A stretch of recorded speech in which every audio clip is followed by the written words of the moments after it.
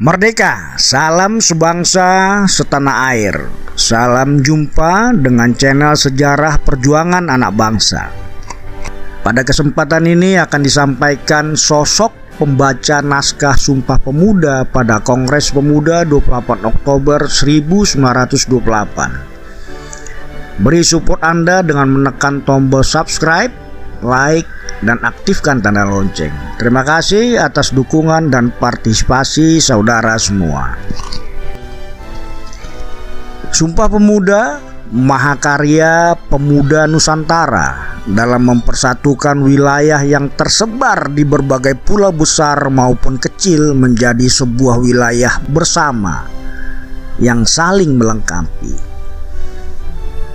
Sumpah Pemuda adalah ikrar penyatuan diri menjadi sebuah bangsa besar, menaungi beragam suku serta ras di seluruh wilayah Nusantara, serta mengikatkan diri dalam bahasa persatuan dari ribuan bahasa daerah serta dialek yang ada di dalam kehidupan masyarakat.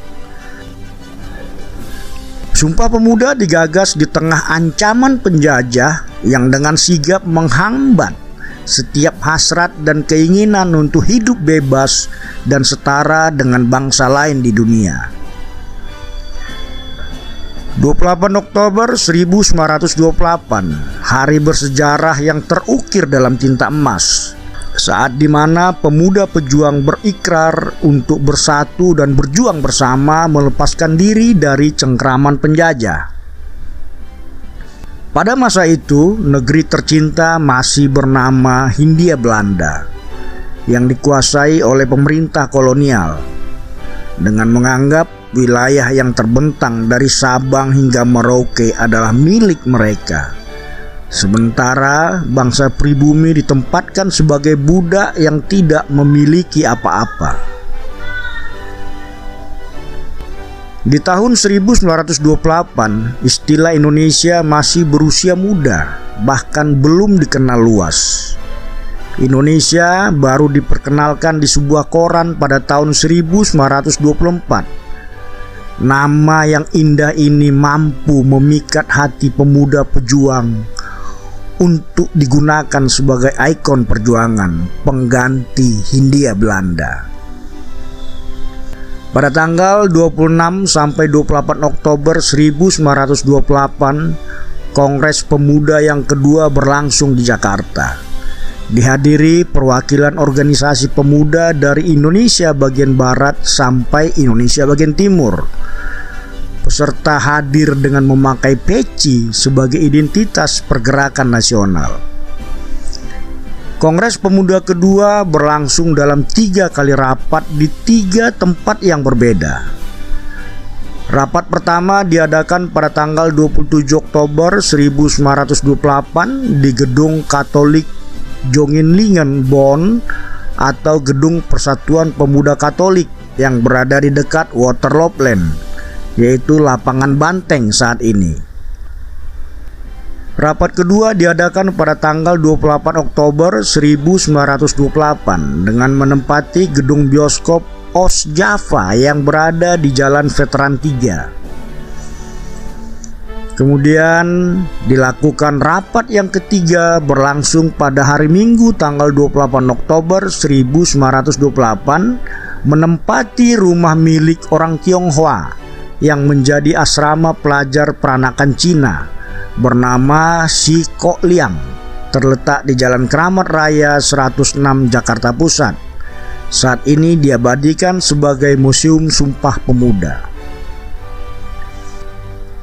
Pada rapat yang ketiga diperoleh resolusi rapat yang disusun oleh Sugondo, Amir Saripudin serta Muhammad Yamin yang memuat 3 pokok pemikiran, diantaranya bertumpah darah satu, berbangsa satu, dan menjunjung bahasa persatuan, bahasa Indonesia.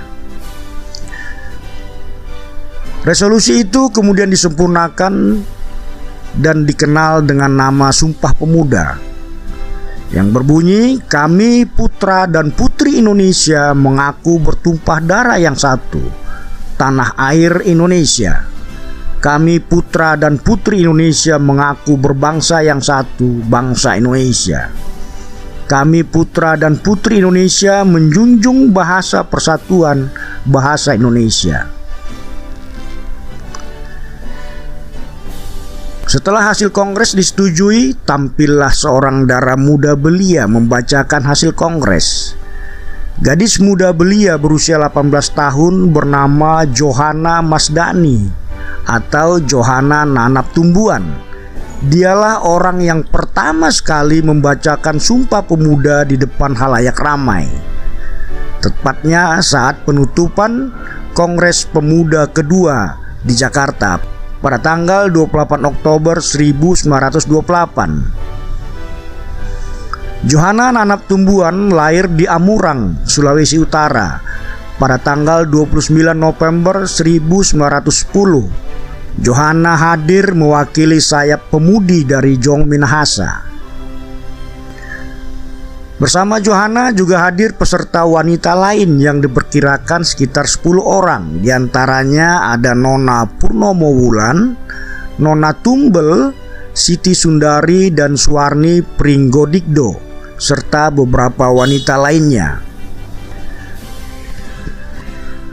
Pada saat penutupan Kongres Pemuda yang kedua, untuk pertama kalinya lagu Indonesia Raya diperdengarkan di khalayak ramai oleh Wage Rudolf Supratman dengan gesekan biola yang mendayu-dayu.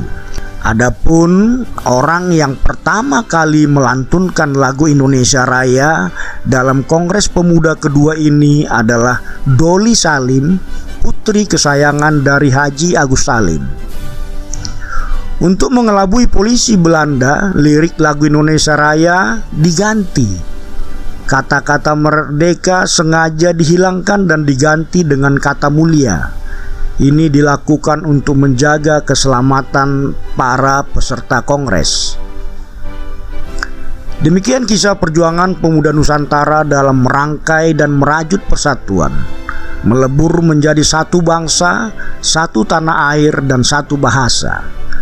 Persatuan tumbuh bukan karena isme agama, bukan pula karena suku atau ras dan keturunan, tetapi lahir dari rasa senasib dan sepenanggungan.